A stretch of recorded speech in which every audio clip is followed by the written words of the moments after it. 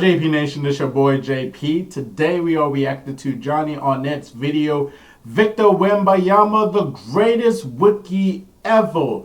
After a tremendous rookie season, even though the San Antonio Spurs team was not that good, but he still put up incredible numbers, and he's going to be in the first team all defensive category. One for Defensive Player of the Year. I think Rudy Gobert is going to win it. Did Victor Wembanyama have the greatest rookie season of all time?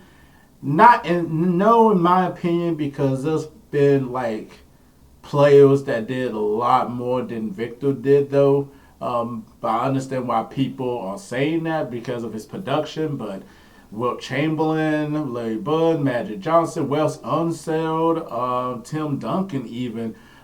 Just to name a few players that I think have better rookie seasons than Victor Wembanyama. But we're going to go ahead and get into this video. I'm very interested to see what Johnny has to say. Make sure you like, comment, subscribe to ItzJustJP for more content. Definitely comment down below and tell me what you may react to next. Without further ado, let's go ahead and get into the video.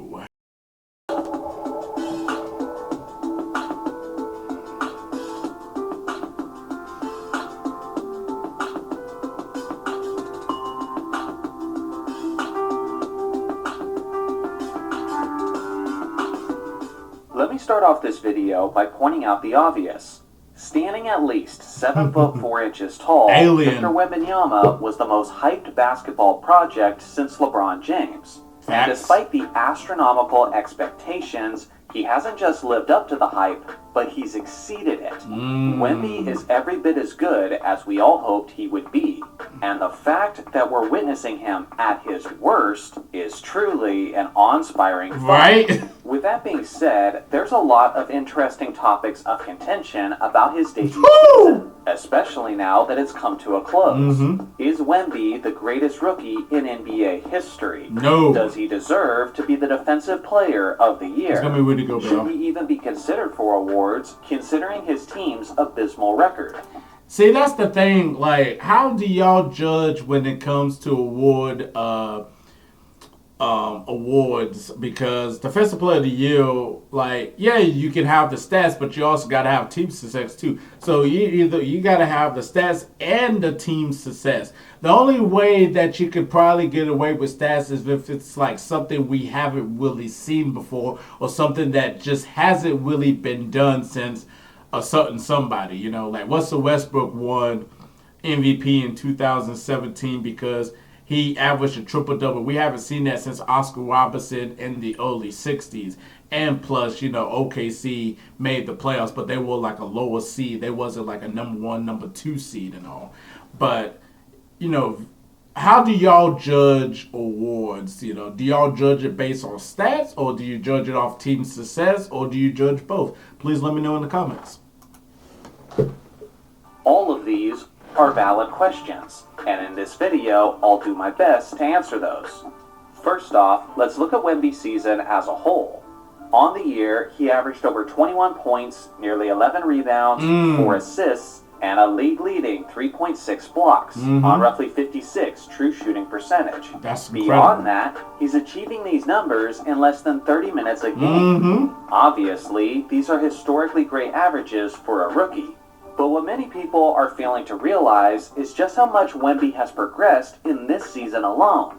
This was his production in the first half of the NBA season, where he was still figuring his game out. And in the second half of the season, he had hit his stride. And these are how his numbers compared to the first half. He exploded. In basically every major statistic, he improved dramatically in the span of one season.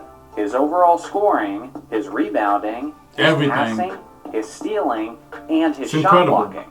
Beyond that, he seems to be making massive strides in terms of his intangibles. As I've noticed, his confidence skyrocket throughout the season. And from what I can tell, he even looks like he's put on muscle since the beginning of the season. Historically, guys that tall and gangly don't usually fill out to be muscular freaks of nature. But in many ways already, Wemby is not your typical 7 foot 4 inch player. So if he can fill out his body in a similar fashion to the way Giannis has over the years, oh my God, then the league will seriously be in trouble. Yes. Wemby has multiple quadruple doubles just waiting to happen. But one of the areas where he truly shines is his rim protection. Yes. Simply put, this man is an absolute shot blocking machine in ways that we haven't seen in modern basketball history. For example, Wemby averaged 3.5 blocks in his rookie season, while playing less than 30 minutes per game. Incredible. The last player to do that was Hassan Whiteside in 2016. Before that, the most recent player was Serge Ibaka in 2012. And before that, you have to go all the way back to Sean Bradley in 1996. 7'3". It's worth mentioning that none of those players were in their rookie season when they accomplished this.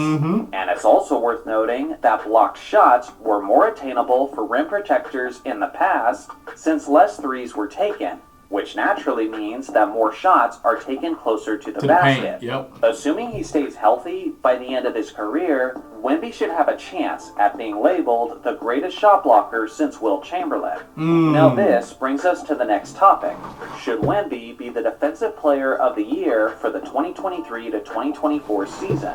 Well, all knowledgeable basketball fans know that defense is about a lot more than simply blocks and steals. It's about communicating, it's about hustling, it's about how well do you make your rotations, how well do you space the floor as a team, how good are you at reading opposing offenses, and how good are you at staying in front of your assignment. That's a lot of these crucial attributes cannot be seen on the stat sheet, which is why a guy like Dennis Rodman could be considered as a top 3 defender in NBA history while having extremely underwhelming averages for blocks and steals. Got championships. Rudy Gobert of the Minnesota Timberwolves is one of the greatest defensive players in the history of the game. Facts. And he's the guy who's competing with Wemby for the award. Although the rookie is crushing Gobert in terms of blocks and steals, one could argue that Gobert is better at some of these non-statistical defensive attributes. At the very least, that's what the advanced analytics seem to indicate. Look at that. On the year, Gobert averaged more defensive rebounds. He had the most defensive win shares in the entire league, and he had the best defensive rating of any individual player. Beyond that, Gobert's Minnesota Timberwolves have the second best defense in the entire league in terms of points allowed in the paint. On the other hand, the San Antonio Spurs have the third worst. Now sure, part of that is the fact that San Antonio plays at a faster pace. But even if adjusted for that, there's still a significant gap. Then we have to get into the ugly reality of the team's record. San Antonio finished with a 21-61 record, which was the second worst record in the Western Conference. Now, is that Wemby's fault? Of course not. He's surrounded by young and inexperienced players who seem hesitant to give him the ball. For some reason. I think Greg Popovich deserves more of the scrutiny for not achieving a better record while having arguably the game's top defender. Although it is possible that Pop is simply tanking the Spurs in secret, just to acquire more talent for the future. After all, 2 Twin Towers and the draft lottery was how he started his first dynasty. Regardless, I'm someone who values winning above all else. And although it isn't the only important thing when determining an award winner, I believe that it at least has to be somewhat present. In the history of the NBA, only one player ever won the DPOY while having a losing record, and that was Alvin Robertson in 1986, whose San Antonio Spurs only won 35 games. It's worth mentioning that Robertson set the NBA record that year for the highest steals per game average of all time at 3.7. Wembanyama's Spurs are 13 losses worse than the most losing defensive player of the year of all time. I gotta be real with you guys. I'm not big on participation trophies. I'm not big on celebrating losses. As Kobe Bryant once said in the 2008 Finals press conference, second place is just the first loser. Personally, I don't think any player should be given a major award like MVP or DPOY if their team didn't make the playoffs. That's the qualification that I would put in place if I was the commissioner. For this reason, I do think Gobert should get the award in this specific instance. But let's be real, After this season, Victor might just win for the next 5 years straight. So now that we've covered the award, let's look at the validity of people claiming Wemby as the greatest rookie of all time. Young fans. Less than a year ago, I made a top 10 list of the greatest rookie seasons in NBA history. Young fans. And the top two were Wilt Chamberlain and Kareem Abdul-Jabbar, who at the time was Lou Alcindor. Now let's look at Kareem. At 22 years old, Kareem was drafted to a Milwaukee Bucks team who had only won 27 games in the previous season. The captain was already equipped with his iconic skyhook, which he utilized from an early age. With that skyhook in his arsenal, he was immediately one of the best scorers in the game. And in his debut season, he averaged nearly 29 points, 14.5 rebounds, and 4 assists on 52% shooting. Blocks and steals were not yet tracked at that point in history. But based on his seasonal averages after 1973, I think it's pretty safe to assume that he was among the leaders in blocks as well. Kareem's 28.8 points per game was second overall that season, trailing only Jerry West. And I'm willing to bet that if Wemby was second in scoring behind Luka this season, Twitter would never stop blazing him for it. Kareem improved his Bucks by a whopping 29 wins, while the Spurs actually ended up one game worse. I think it's pretty clear he didn't have a better rookie season than Kareem. So we can make a full stop there. There we go. But what about modern history? Is he the best rookie since the turn of the millennium? Honestly, I believe so, and I don't think it's all that close. Some of the best rookie campaigns since the year 2000 have come from guys like LeBron James, Carmelo Anthony, Kevin Durant, and even Blake Griffin. But none of those guys were the terrifying two-way force that Wemby currently is. And none of those players were close to his minutes, which means that Victor was doing far more in less time. It's funny to see the irony in these comparisons, because now even LeBron fans are using the argument of a harder era and less inflated statistics. If you're a basketball fan and you live long enough, you'll witness history repeat itself many times.